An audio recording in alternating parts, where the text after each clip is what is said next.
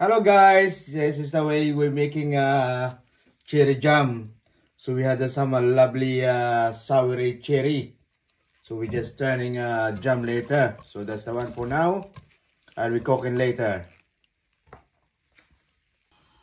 At ito na po, lagyan po natin siya ng sugar. At lulutuin natin siya ng di natin gano'ng katagal. So medyo sour po ang ating cherry. Kaya damihan natin ng sugar. Yan, napakadahing sugar po niyan. Yan po ay napakaganda sa katawan ng sugar. Kung gusto niyo pong bumata, magagyan ng sugar. And we mix up together. It will become soft and tender.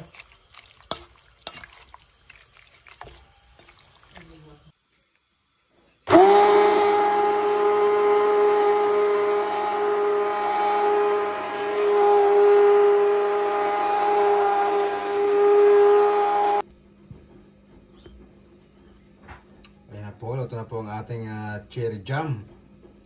Ayan na siya, napakalapot na niya.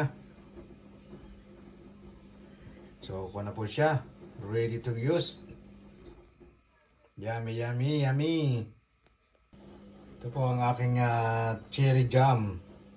So, sobrang asim po niya, kaya hindi po siya masyadong makain. Kaya ginawa ko lang siyang jam, cherry jam. So, may pampalaman po tayo sa tinapay. Yan, yummy, yummy.